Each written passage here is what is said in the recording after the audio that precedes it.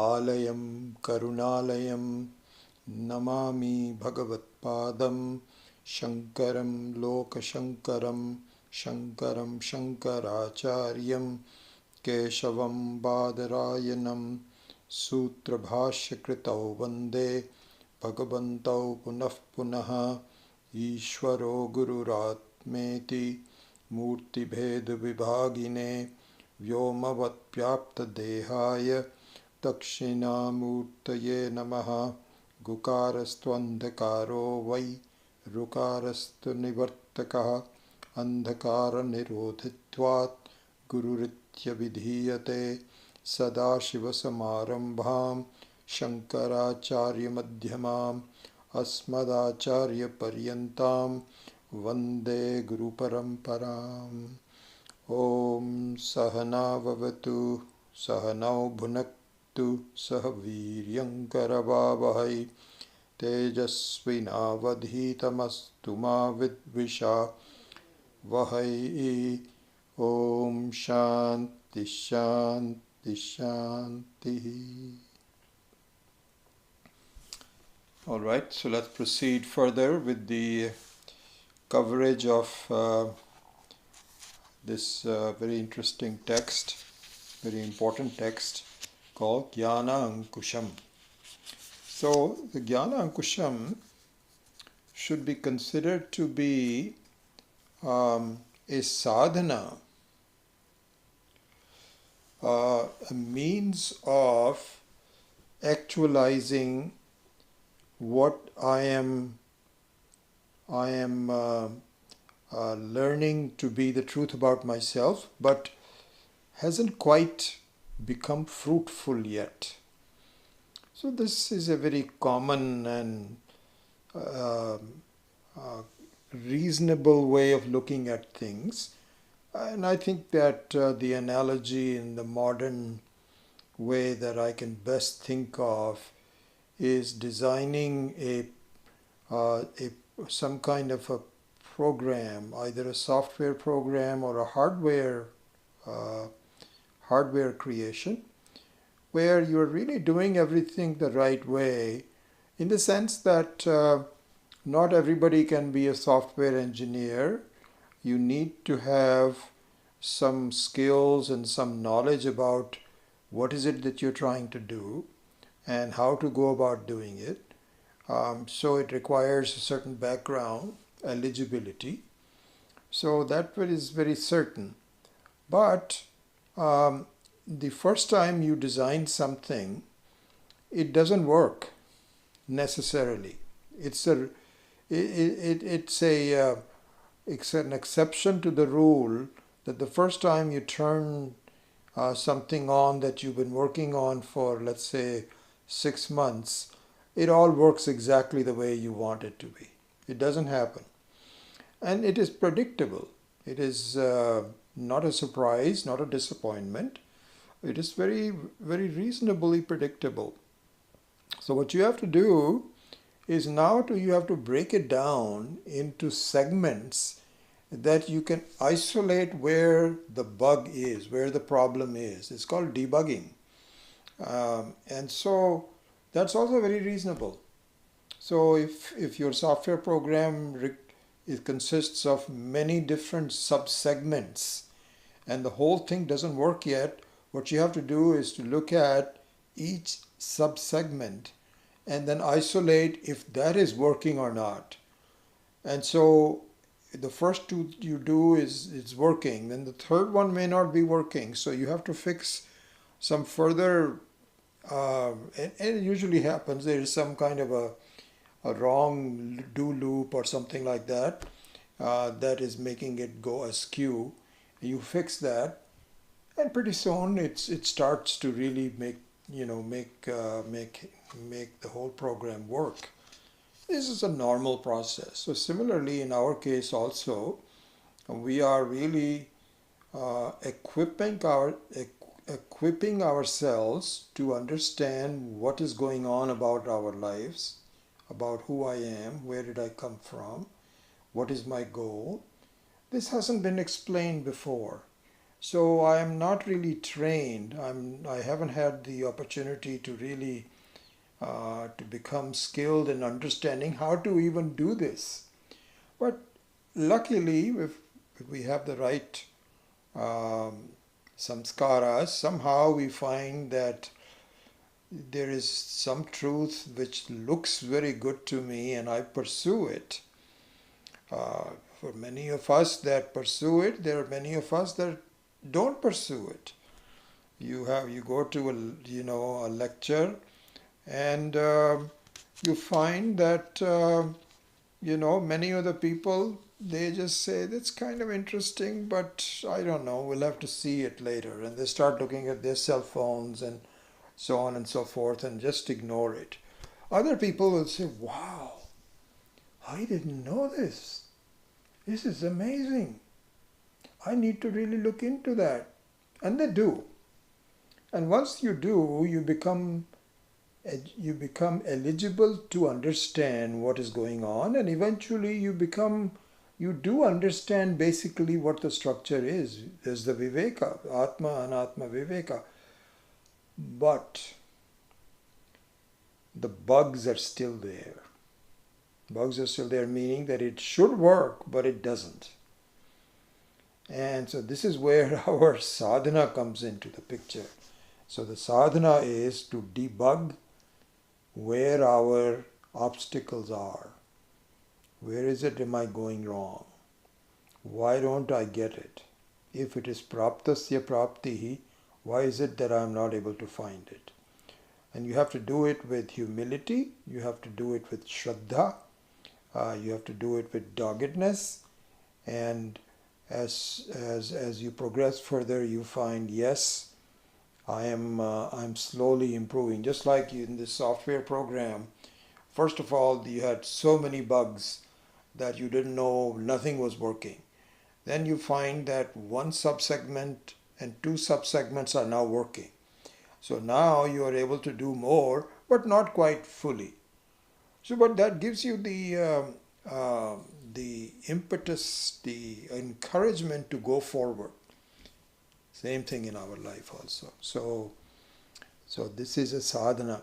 So in that, the Gyanankusham is a sadhana to erase the pratibandhikas, the obstacles in our life that is preventing me from actualizing the very truth about myself. So here, one of the things that is talked about is the sadhana in the form of what's called pratipaksha bhavana. In Vedanta, that's a very accepted sadhana, which is called pratipaksha bhavana. So pratipaksha bhavana means a deliberate opposite way of neutralizing some problem that is bugging you. This is what is called pratipaksha bhavana. So a bhavana, a way of looking at things where if there is a tendency in our mind through our raga dvesha, likes and dislikes, hang-ups, and so on, then there is a way to neutralize our raga dvesha. And one very common element of that is that if something or somebody, let's say somebody, well, really mostly it is someone who bothers you, and you are not able to have the peace of mind that you should have to reflect upon the purity of your own self. You should have that peace of mind, but there are various reasons where the peace of mind is being obstructed, and one of them is that something bothers you, and the more you think about it, someone bothers you. And so when that happens, then pratipaksha bhavana is a very good technique to neutralize the bothersome in your own mind about a person. And in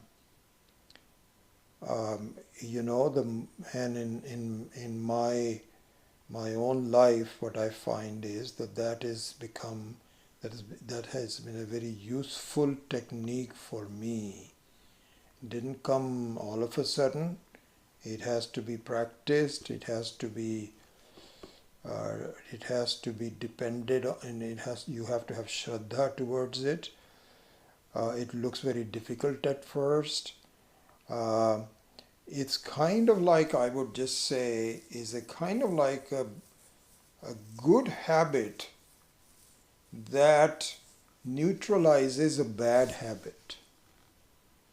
And the most recent case that I'm sure I've talked about this before also, is that last year, about a year ago or something like this, several of my friends said that having an intermittent fasting is a good way for us to reduce our sugar content in our blood. If one is diabetic, then this is a good way to do so, and they have all tried it out. And so I was kind of listening to some people and not really doing anything.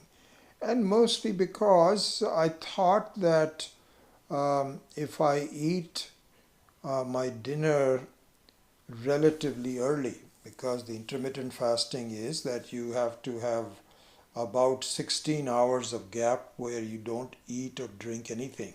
You can drink water, but nothing else. And 8 hours are concentrated where you do all of your eating during that period. And so when I looked at it, and I says that's not really possible, because I would normally get our dinner finish it at about 7:30 to 8 o'clock. And then by the time you go to sleep, you feel I'm a little hungry. And so you have some snacks, some nuts or something like that. So you go to sleep and you feel that I need, I need to have my stomach should be full. Then in the morning, all my life, what I've been doing is I've been having tea with milk, and I have it with sugar. And usually I would have a couple of cookies with it, and then have a regular breakfast later, about 9 o'clock or 10 o'clock or something. So when this intermittent fasting came on, this is kind of like a pratipaksha bhavana. Not quite, I'm just extending the analogy, where you took a sankalpa that I think I'm going to do it. And in the beginning I just thought, I don't know if I'm going to be able to do it, because I'll feel hungry and so on. One of my relatives suggested, who's a doctor, that sure, you can have some tea and put a little bit of milk in it, not much, I think 20 milligrams or something, so just a couple of spoonfuls. And then you don't take any sugar, or you take some artificial sugar. And no other cookies or anything like this. So I thought this is going to be difficult for us to do. I didn't realize that it was really not that difficult. This is the point I'm making. It took me a while to get going on it, practicing it. But I was amazed how quickly I have fallen into a good habit. I've developed a good habit without any repercussions. And so typically now my wife would have an early dinner about 6:30, and then we usually go to bed by, say, somewhere between 10 and 11, and I don't have anything after that. I go to sleep, just a cup of water. And in the morning I have just one tea and a little bit of milk in it. Don't do anything. And then after that I do my normal study in the morning. I do my study and my meditation. And after I'm done with it, then I start working out, which is around 10 o'clock or so. So from 10 to 11 I work out. Then after the workout, I have my midday meal. Done. I mean, I cannot believe how quickly, effortlessly I was able to get into this, and I don't miss anything. This is my normal thing. So the Pratipaksha Bhavana is something that may require a bit of an effort in the beginning, but if you persist on it, it can really become a very good habit. And I can just tell you that in the last 10 years or so, both in my life and in terms of certain students who have approached me with some personal issues that were bothering them, and this Pratipaksha Bhavana has become very effective. And so, in the case of certain students bringing up certain personal issues to me, what I've kind of concluded was that it's creating a problem unnecessarily. It's not a huge issue in the student's life. But anyway, they are faced with it. A couple of family members didn't get along very well, and it bothered them. And so they had approached me, and I had a chance to talk to them. And what I offered to them was that what you should do is to focus on the good qualities of the other person. Because right now there are certain qualities of the other person that is bothering you, and I accept that. It's not as though you're a fool or anything like that. It's reasonable. But as an antidote, this is what it is. Pratipaksha Bhavana is an antidote, pure antidote. And so sometimes, if you are bitten by a very poisonous insect, even poisonous snake, there are antidotes they may not remove all the pain and little bit of suffering, but at least it nips it in the bud and doesn't allow it to get any worse than that. And even a simple example is that of these antacid pills, Tums. It's what it is, a Pratipaksha Bhavana. You have an antidote to it. And if you say, well, let me just suffer, it's okay. Well, there's no need to, because you created a problem, and there is a way to eliminate the full effects of it by having the opposite antidote. So I think that this Pratipaksha Bhavana is the main conceptual framework with Gyanankusham, as we have been doing in the first 5 verses. So with that, let us look into another verse today, number 6, and see how this Pratipaksha Bhavana can be so useful in neutralizing something that might bother you and prevent you from understanding yourself. It is all about for yourself, not for anyone else. We don't say try to be good for others and so on. Of course you try to be good for others, but you try to be good for others so that you can be good to yourself. That is the whole thing. So with that, let's look at verse number 6. So as I've been doing, I just read the Hindi summary of the verse. There is a verse, each one of these is a verse. Like for example, in number 6 on page 45, it says, this is in Sanskritam, Aho nu kashtam yadi me tapasvino rajastamobhyam vivasha vicheshtita hetu mudha iti chetra me kripa dvishatsu dingmayanam dingma dingmam ayatartha vedinam. This is the verse. So each one of them is a verse. And then there is a Sanskrit text that explains the verse. So I'll just do a little bit of that and then I'll go to the Hindi. Aho nu kashtam vartate kim tat yat tat ime madakrosha paribhava adi parasti tapasvina dukkhino varakaha rajastamobhyam rajastamasitabhyam rajastamobhyam. It goes on to it. It's like about 8 or 9 different lines. So instead of just going into the Sanskrit and so on, which many of us really don't really have a very good, we can barely sort of get a sense of it without really spending a lot of time on it. Let's go to the Hindi.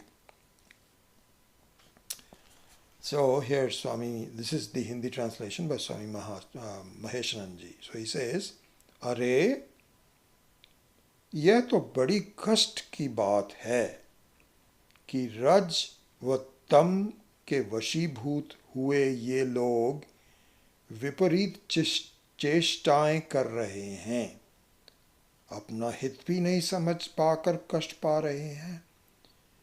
मैं सत्यवेत्ता यदि इन पर कृपा न करूं तो मुझे धिक्कार है।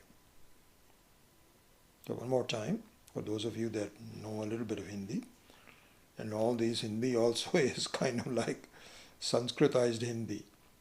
अरे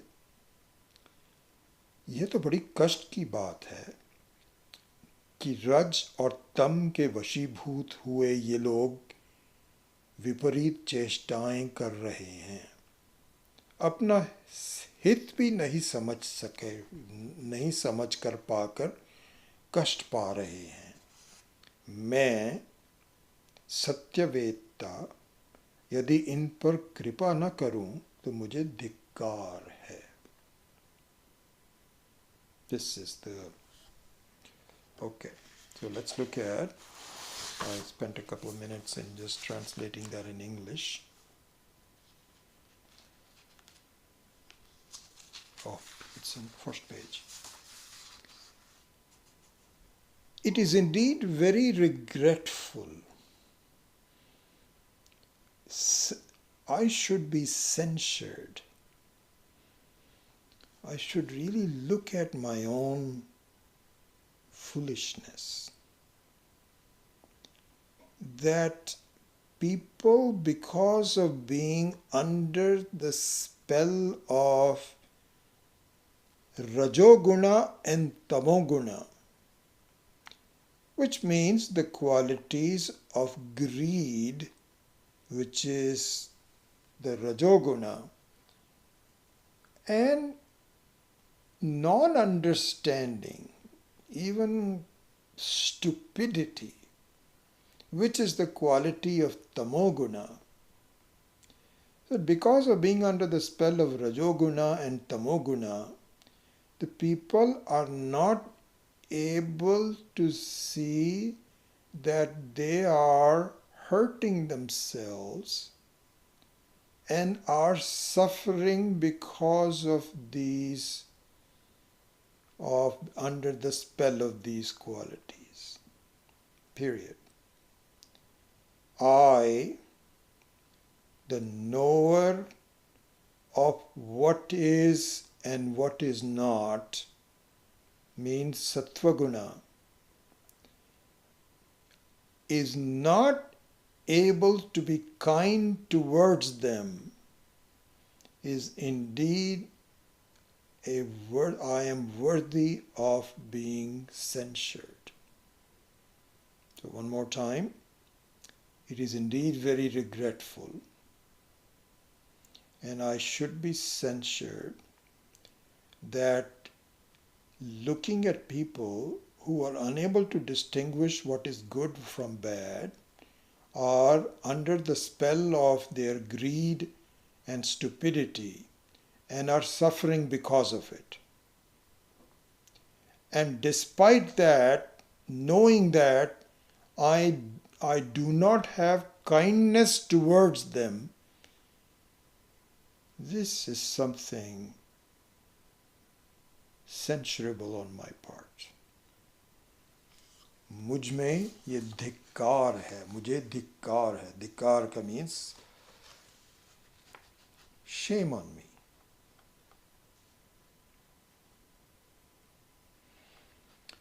All right, so this is the main concept behind this verse. So let's now look into how and what does it mean and so on. So Swamiji says that if you look at the samsaris means who have not looked into the truth about the Atma and Anatma, which is most of us. We just follow life as it presents ourselves, try to deal with it and so on without any deeper inquiry into what is happening, what is the structure, what are the concepts and so on and so forth. We have not been fortunate, though most of us that have not been fortunate to be taught in a very the importance of the scriptural view. Not of those. These are called samsaris. So, if you look at the samsaris from the standpoint of what is called tapasya.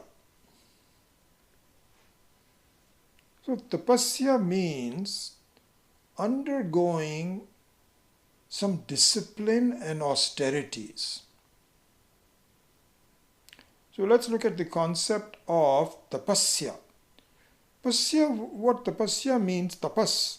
So tapas means that despite difficulty, persisting in something is called tapas. Not just give in to what comes naturally, but to really resolve that I am just going to hold steady for a while. It's called tapasya. Okay? A very simple example of that. And I think, remember, Swami Dayananda used to talk about this and so on, is to sit still without much movement of your limbs.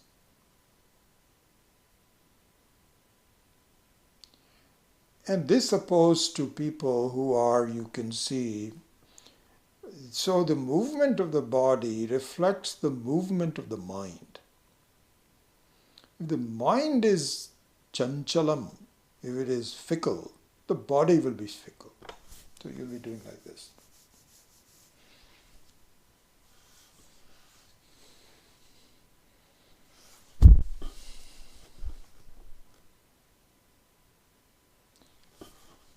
The first thing Swamiji used to say was, just be aware of your own body. Remember, we went through in one of the classes the lessons taught by this great English actor called Michael Caine, who he watched the I don't think he played that role, but in Godfather, he said if you look at the Godfather, what you find is everybody else is kind of nervous and so on, but the Godfather is very resolute. Yes? Who's on the phone? He says, sir, you know, there's this lady who's crying and so on. Find out who she is. Doesn't move much. Something like this. So this is a very simple tapas. And I think one of the things I would recommend that you all do is to just be a witness to how you behave And how you behave means what your body is behaving. And the body is behaving like your mind is behaving. It is chanchalam. Then the body also is chanchalam. And so the tapas is simply, this is a very simple tapas. This is not a very big thing. Okay, starting with that, Swami Maheshananji's point is this. He said that if you look at some of these well-disciplined sadhus and yogis, what you will find is that they can just do tapas either with chanting or no chanting for hours. And if you see them, you get so impressed. Wow!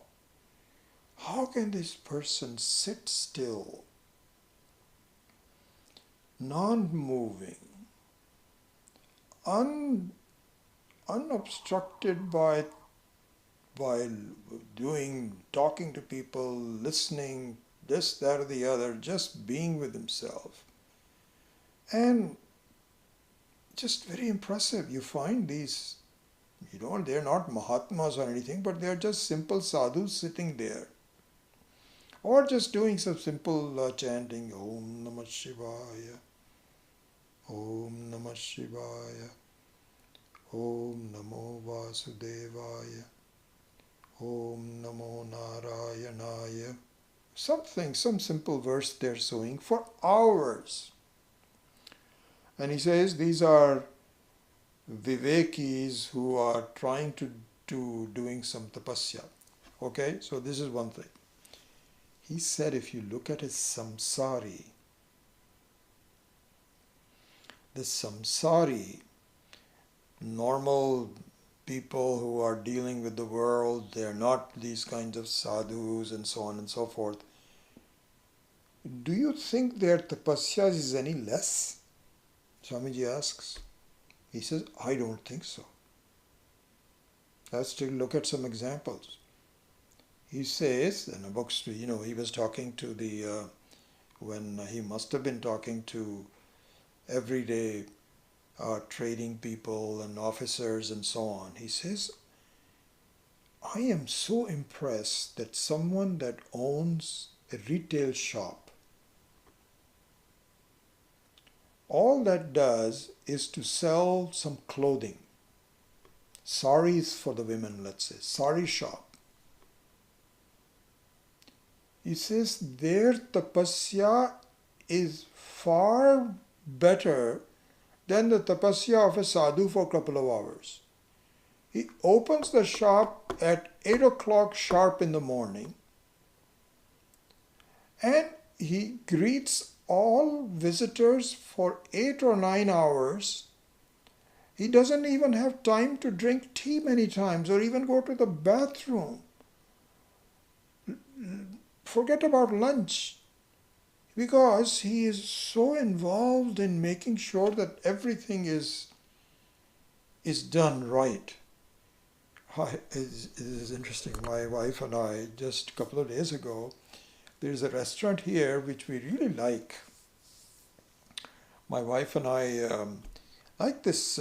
We like this simple food. It's not that expensive. And it's called California Pizza Kitchen, CPK. Many of you might even know this. So they have one in the Stanford Shopping Center. And out of like 7 or 8 places that we usually go to, we end up going there very often. So the other day, we picked up our second granddaughter, Siana, from her volleyball practice. So I have taken a task of bringing her back from the volleyball practice 3 times a week. And so on that day, my son said, my wife and I would like to go out for dinner. Can you please pick up Siana as you normally do, but take her out for dinner? So we said, oh, wonderful, that is great. We'd love to spend some time with our granddaughter.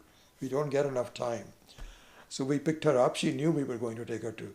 So we asked her, where would you like to go? And she said, your preference.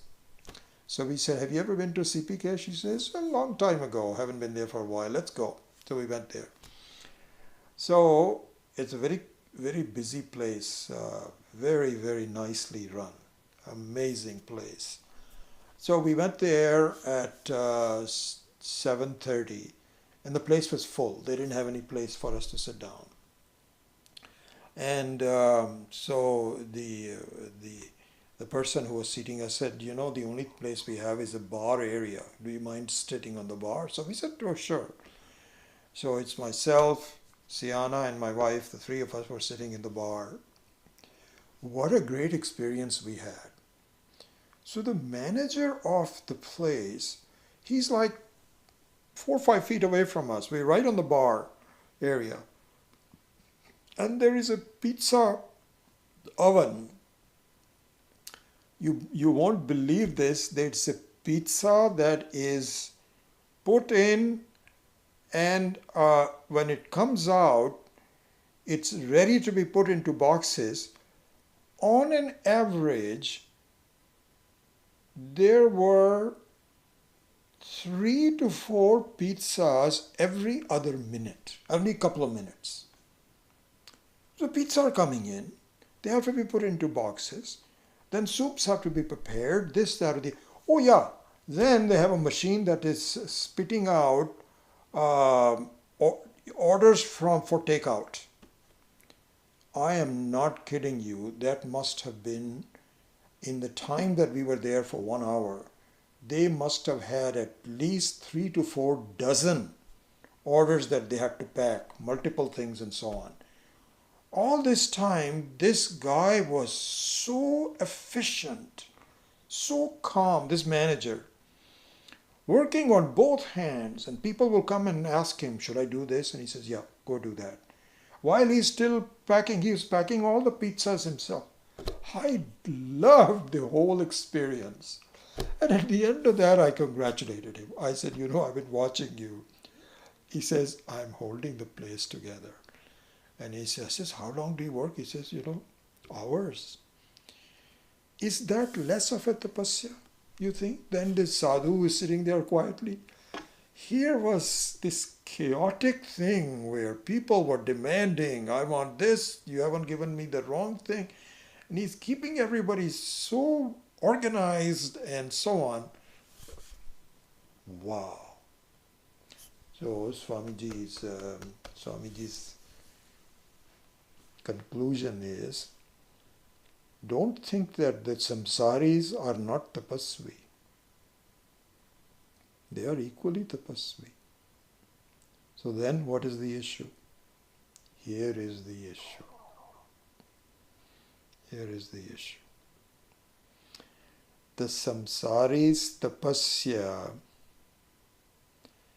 is with 2 main gunas in mind, Rajoguna and Tamoguna, Rajas and Tamas. This is what the verse number 6 says.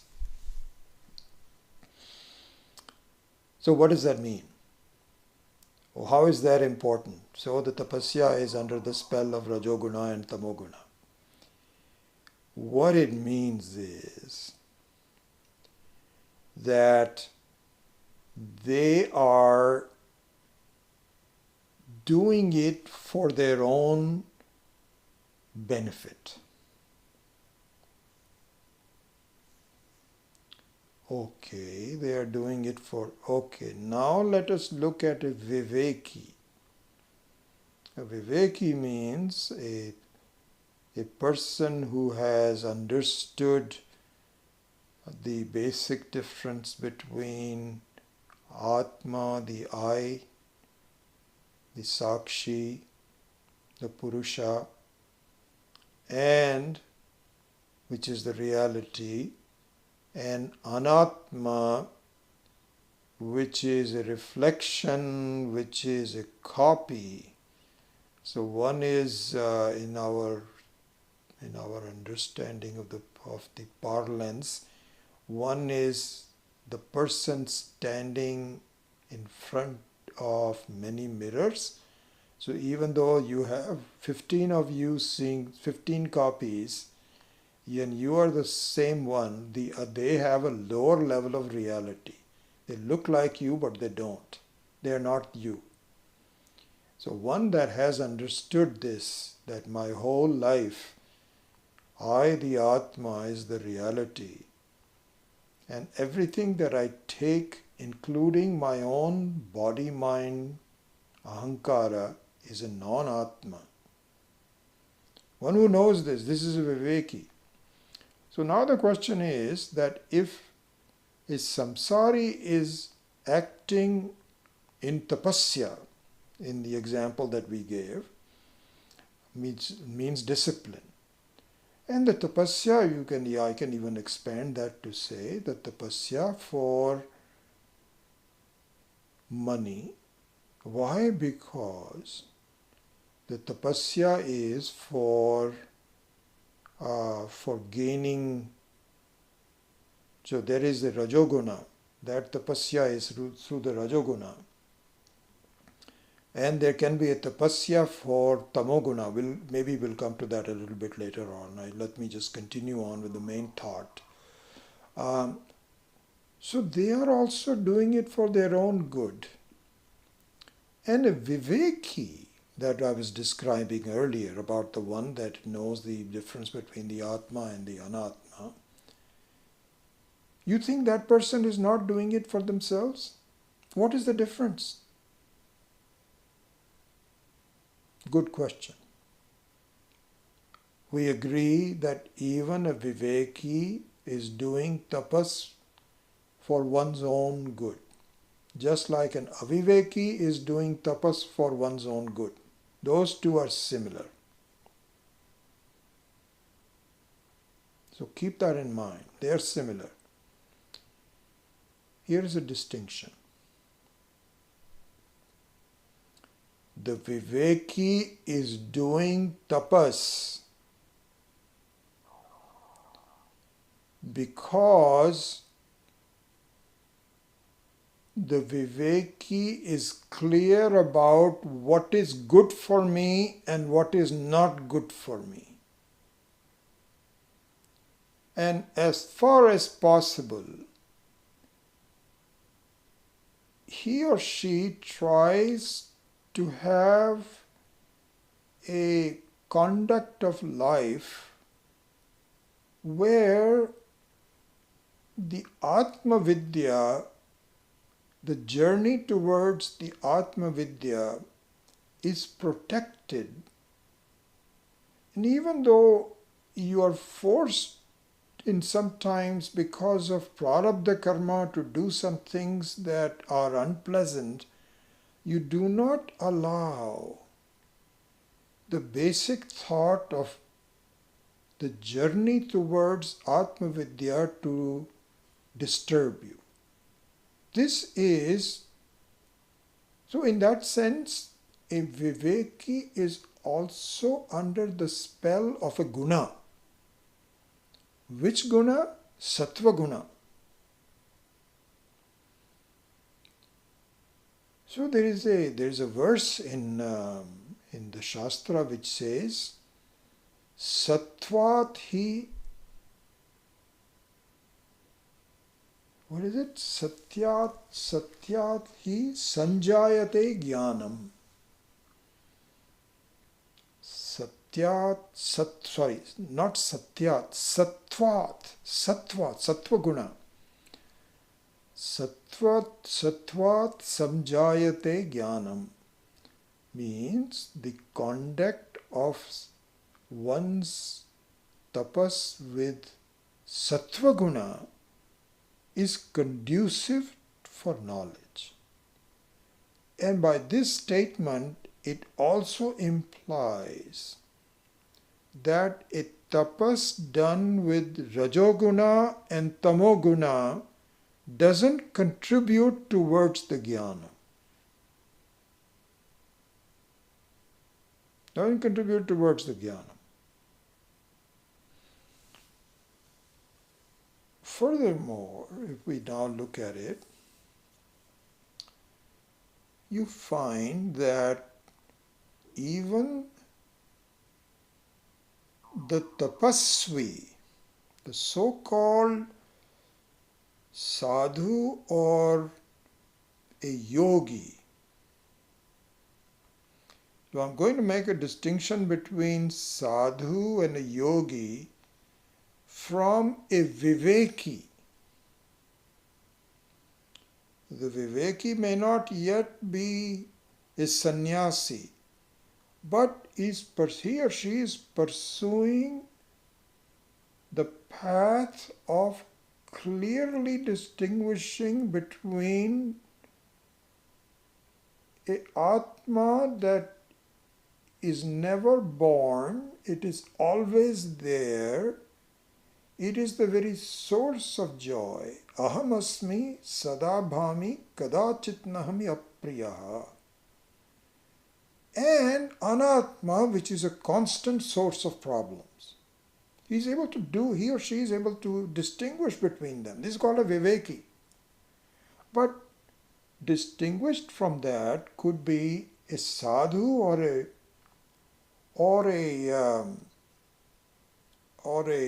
yogi, sadhu or a yogi, who's doing tapas, which is a forced tapas. Forced tapas. I just want to discipline myself. I want to control my mind and so on. That kind of a yogi. So there are numerous stories in our Purana that such sadhus and yogis are also prone to anger towards others. There are full of stories where somebody was just doing meditation and there was a disturbance to the meditation and you do a shapa, curse. May you be born as an animal from now on. Why? How does this happen? So, Swamiji explains in this whole thing, it is because even those sadhus and yogis are not vivekis. They are trying to become a disciplinarian for themselves without understanding fully. And what that means is they are still under the influence of rajoguna and tamoguna.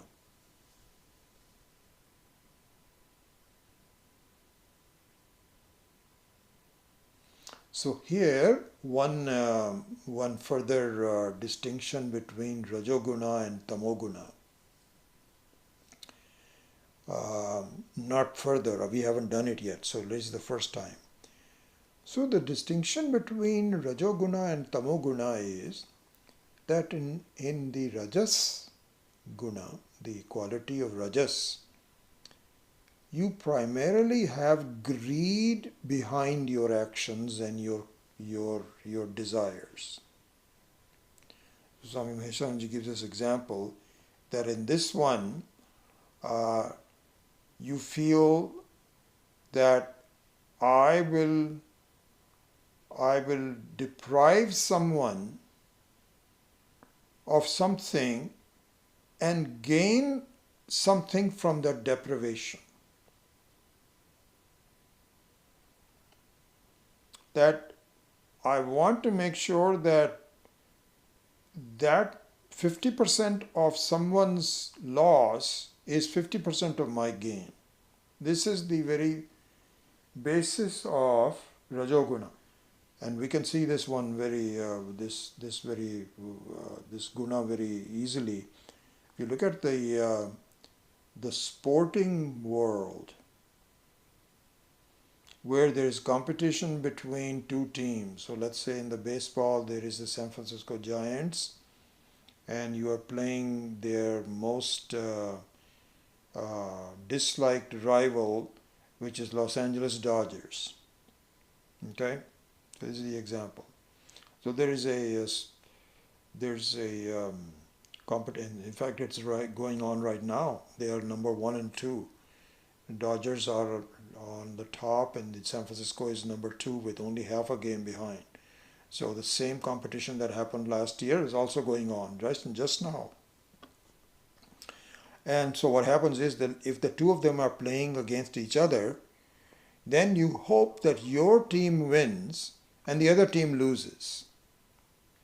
So you're happy if the other team loses, because if the other team loses, then you win. So this is called Rajoguna. Distinguished from this is Tamoguna. Tamoguna is, I don't care if I win or not, I want the other team to lose. You don't gain anything from it.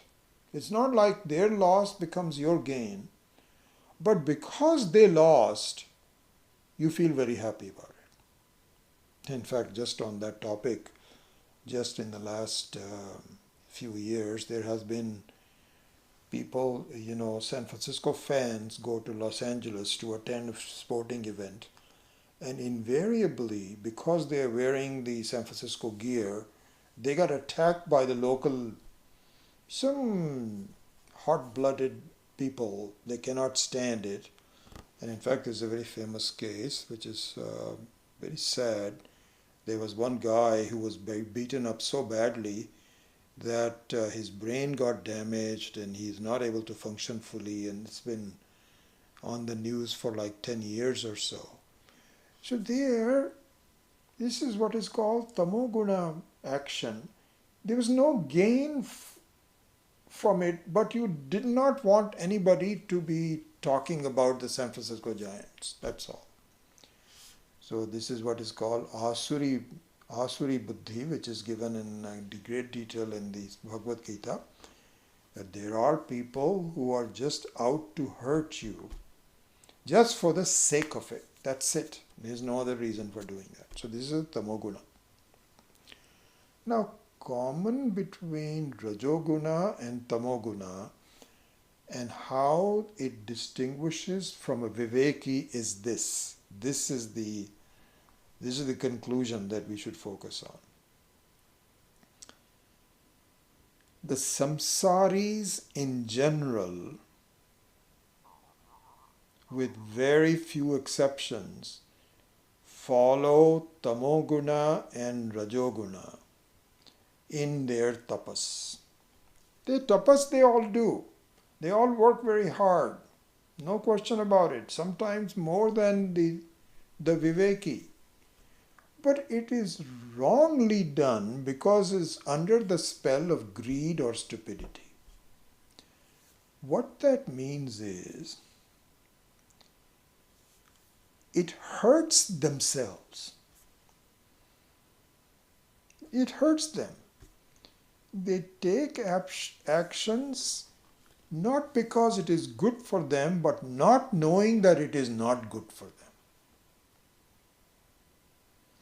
So people, for example, if you overeat, nobody overeats to say, you know what, I want to overeat because I want to really have a lot of stomach ache and I will have indigestion and I may really hurt myself. Nobody does that. Then what? You overeat thinking it won't affect me. Let me enjoy and I think I should be okay. Well, you did a wrong thing because your assumption was that I'm going to be oblivious of it. You are not oblivious to it. You are not oblivious, but not affected by it. So this is what is called. This is what from the verse. They says they do ahita actions because they thinks it is hita for them. Hita means good for them. They do wrong actions for their own good. This is what distinguishes the samsari from a viveki, which you and I are supposed to be. A viveki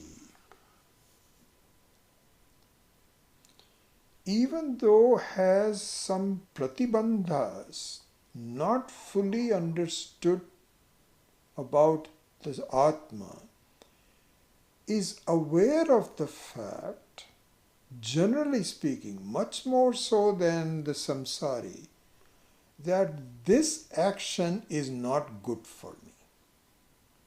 Sometimes this is also just like following your conscience. The reason that we don't follow our conscience, we have talked about this in other classes also. Eventually what it means is you don't have Shraddha towards Ishvara's order in this universe. Oh, Ishvara will be okay. He won't understand. He won't mind it. I am just doing a small bad things. It's okay. Means somehow that I can overeat and it won't affect me. A Viveki, on the other hand, might do that as a defect, but not as a normal course of action. This is the difference between a Viveki and a Samsari. Okay? All right, let's go further now.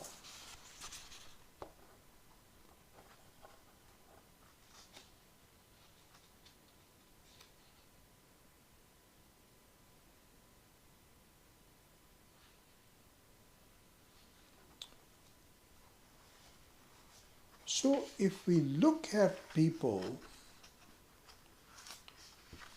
who are hurting themselves through their wrong actions, it is like a child that does not know how to handle a sharp knife. A child is not expected. He doesn't have the viveka between sharpness of the blade. And he just looks upon, we have a 1-year-old granddaughter. I mean, the first thing that she does is to look at something and puts it in her mouth. Whether it is good or bad, she doesn't have that viveka. All objects are something fascinating for her. And she looks at them. The other day she was here on the carpet, and I have no idea how she looked at a small piece of what would be, I may call it, even like a stone on the carpet.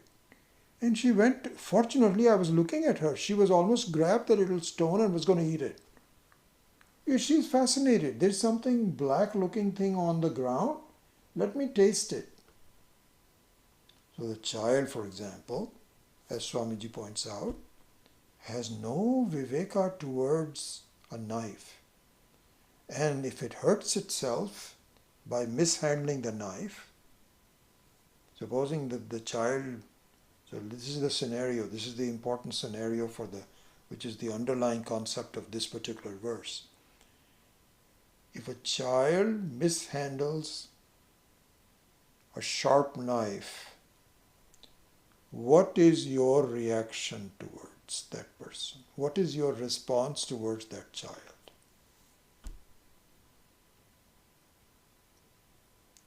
Is it anger?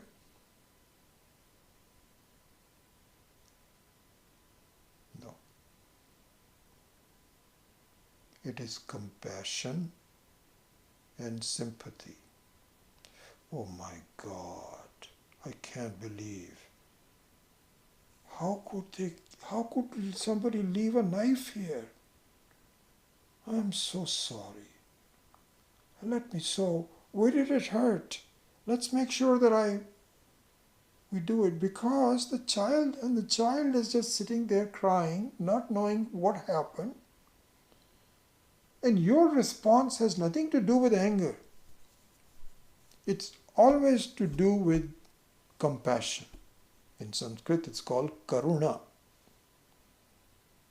So Swami Maheshananji says that if you look at the list of qualities that one should have as a Viveki, Karuna has a very high emphasis. It's a very big emphasis on Karuna.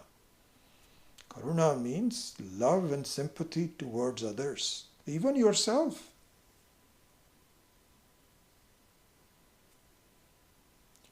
So now, given that example, Swamiji says, so let's now connect what we had done before with this conclusion. Swamiji says that if a person misbehaves with you by the spell of Rajoguna or Tamoguna, not knowing that that is not good for him or her, what is your response to that person going to be? Is he not like a child that does not know what is good for them? Of course it is. He has no idea. So if a person misbehaves and does some harm to you either through words or deeds, which will eventually catch up with that person, like a knife mishandled by a child will catch up with them. For a while that child may be unaware of the sharpness of the knife, but sooner or later it is going to be hurtful. So similarly, the wrong actions by a samsari towards you, we're talking about ourselves, not, obviously for others also, but the context is my own sadhana. So if a person misbehaves with respect to you, what should your response be? Are you ever going to get mad at the child? On top of the fact that his hand is now injured, are you going to give him a big slap on the... No.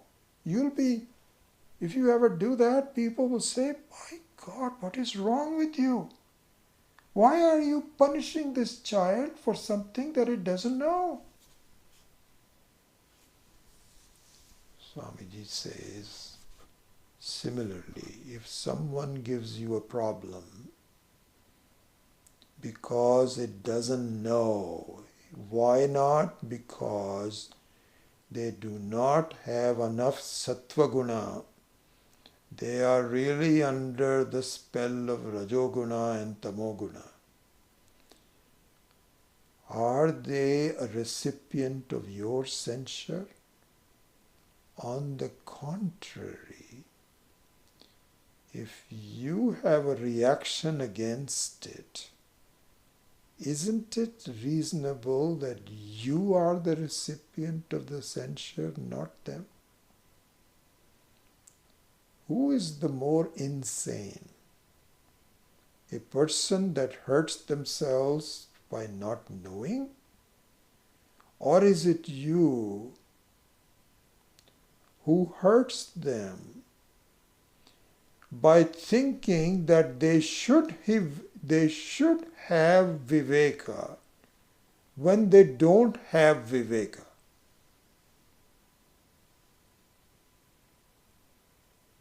It's like telling a small child, why the heck didn't you know that this is a sharp knife? It's like, reasoning with that person and saying, you should have known any better. Hey, the kid is 2 years old. He's never handled a sharp knife.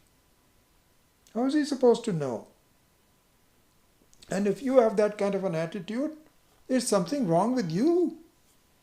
The first thing you should do is to stem the bleeding and then hug the child and say it's going to be okay. Don't people deserve your karuna? If you see people misbehaving with you, shouldn't you have a feeling that This person doesn't know. This person doesn't know, and I hope he finds out what is good for him or her. And I'm not affected by that.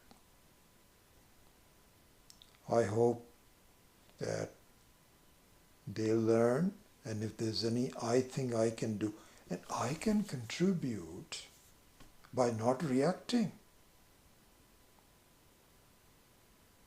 I can contribute. I can help. I can help with some words. You can even say, I'm sorry that I, as we saw in some of the previous lessons, I'm sorry that you were faced with having to criticize me for something. If I did something wrong, I really do apologize. And I hope that I will try not to do that in the future. You take the blame on yourself. And if there's a chance to discuss it instead of in a non-critical way, please do so. So this is what the Pratipaksha Bhavana would be towards that person. Swamiji gave one other interesting, very good example, and that is this is the thing about the Rajoguna. Rajoguna means a greedy action, of some kind of a greedy action. Okay? He says that suppose you have, again going back to the analogy with a child, suppose you have a 2-year-old who came with his parents to visit you, and you had something on the table with a lot of nice looking, sweet tasting candies, chocolates, as we normally do in welcoming everybody. Supposing you find that the 2-year-old, after you give him one candy and he loves it, comes to this bowl of candies and takes a handful of them and tries to grab it. What were you going to do? Your response is, my goodness, I'm very happy that he likes something, and he probably doesn't have, his mom and dad don't give him a lot of candies, and probably for good reason, but if he wants to them, let him take it. You can even, supposing the person is a little shy, you can even offer, he says, please take some more. Isn't it? That'll be the normal response. And the parents will say, no, we don't want any more. Say, no, you can take some. He really seems to like these candies. Take some, you can give it to them later. Take them. You're not talking about, somebody grabbing some candies from you. What difference does it make? Now, supposing you have a older teenager, 16 or 17, who came into the room and grabbed a bunch of candies and put them in their pocket and kind of pretended, no, you were busy in the kitchen and so on. And you could see from the corner of your eyes that this person just grabbed all the candies of chocolates, put them in the pocket, and pretended as though, no, nothing has happened. What is your reaction going to be? You're not going to do anything. But you and your wife will exchange some glances, and you will say, wow, this person has not been brought up well. The action remains the same between a 2-year-old and an 18-year-old. Both grabbed some candies from your table, or the bowl sitting on your table. But in one case, you were happy and you wanted to actually offer more to the 2-year-old, thinking that he's never had the chance to have these candies, and let me give it to the parents so they can actually give it to him at the appropriate time. And the other one will be, they have not been taught well. He's not expected to really grab somebody's candies and put them in the pocket. If he asks for it, he says, "Oh, I love these chocolates, can I have some more?" That's fine. But if he just, both of them grab without asking. So this is the response towards samsaris that have a greedy attitude towards you that might affect you in one form or the other. Again, for your own good, for the peaceful nature of your own mind, you should develop a pratipaksha bhavana. Instead of being upset at people and saying, that guy did a bad thing to me and this, that or the other, let it go. He doesn't understand. I doesn't understand. And by doing so, all that you have done is you have provided an antidote to your own mind to stay peaceful. Even though it might require some effort on your part initially, like in the case of this intermittent fasting. It requires a little bit of effort in the beginning, but that is the right thing to do. And if you have that, one thing leads to the other, and you develop a sense of accommodation. This is not an ordinary thing, because we always have these tensions in our mind about we want other people to be behaving like this. Why can't my spouse be behaving like this? She should be better, or he should be better. My friend should be better. We always have this feeling that they should be better, they should be better. Let them be what they are. Not because of them, but because of you. As Swami Paramarthananda says it so well. He says, claim your own peacefulness. Don't have it as a prisoner of these silly ideas that I don't want people to be like this and so on. And it hurts you in understanding who you are and what you can be. So this is the basic lesson of the verse number 6. So I can just finish it off by giving the Hindi recitation one more time, and then the English version of that, and that will summarize the basic concept of this verse. He says, Are, यह तो बड़े कष्ट की बात है कि रज व तम, in Hindi raja would be raj and in Hindi tama would be tam. ये तो बड़े कष्ट की बात है कि रज व तम के वशीभूत हुए ये लोग विपरीत चेष्टाएं कर रहे हैं. They are doing efforts that are contrary to their own good. अपना हित भी सही समझ न पाकर कष्ट पा रहे हैं.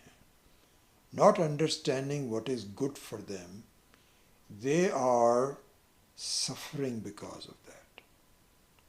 मैं, I, Satyaveta, one who knows the truth. Satyam Vetti iti Satyaveta. मैं सत्यवेता यदि इन पर कृपा न करूं, if I do not display kindness towards them, करुणा ना करूं या कृपा ना करूं, तो मुझे धिक्कार है.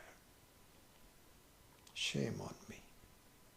I deserve to be censured.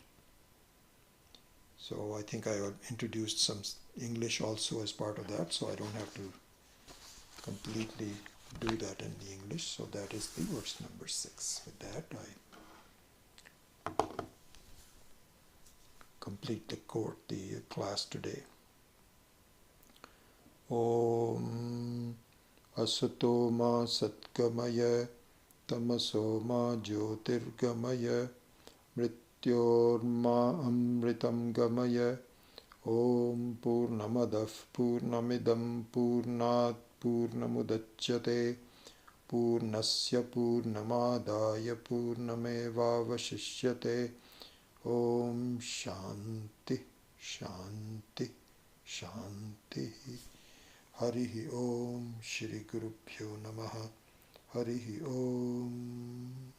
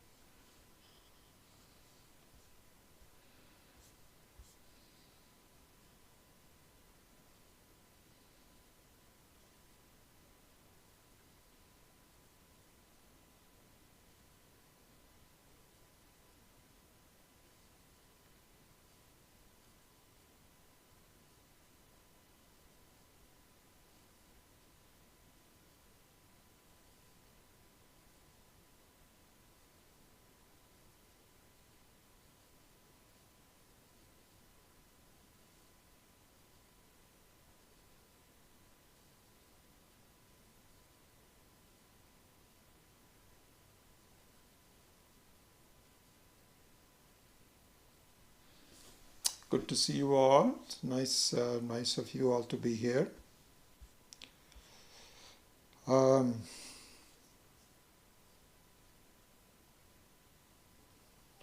So I think that I talked about certain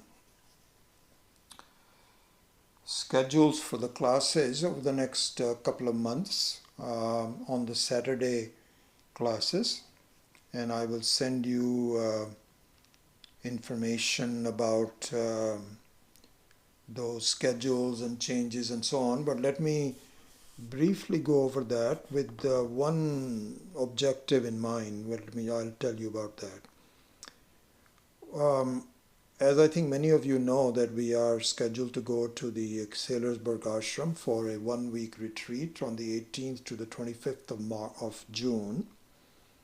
So we'll be gone during that 1 week. Now, so they will be missing a bunch of Saturdays, and then there will be a batch some time for that 1 week, and then also the 4th of July weekend and so on. All I'm saying is that there are going to be several absences. How it affects the Tuesday night, I don't know yet. I'll have to do all that. But the main point I'm saying is that my objective is that by the time we come back from Sailorsburg and after the 4-day Independence Day holiday, that weekend on Saturday the 9th of July and the 12th of July Tuesday, we will have a new beginning. A new beginning means that I'm thinking that all three classes will have some kind of a completion. The Brahma Sutra class, the Kavalya class, and even this topic. I think that if you are okay with this Gyanankusham, we still have quite a few verses to do. I was thinking that we will keep it very short, but from your response it appears you like it. And so we will continue doing the Gyanankusham and finish it. So all three classes will have substantial completion by July 9th and July 12th. After that, I don't know what we should do.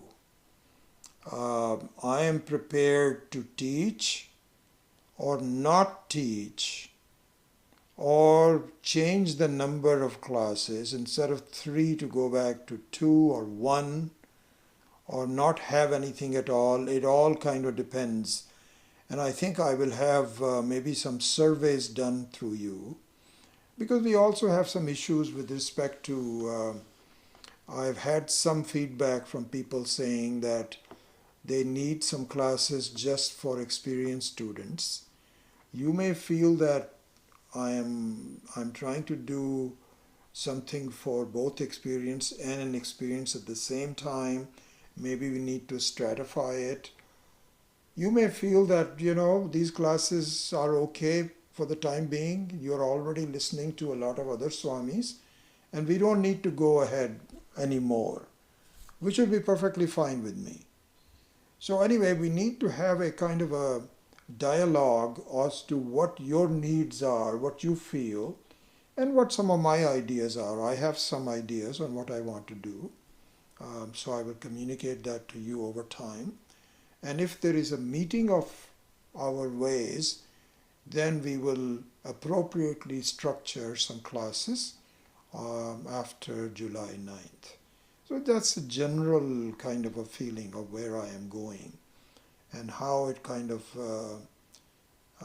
happens and exactly in what area and so on. Then it will determine exactly what we will do starting in early July. Okay, so with that, if you don't have any other questions, then I will take your leave and we will see you next Tuesday. And then we will go from there to see what needs to be done. Okay? Hari Om.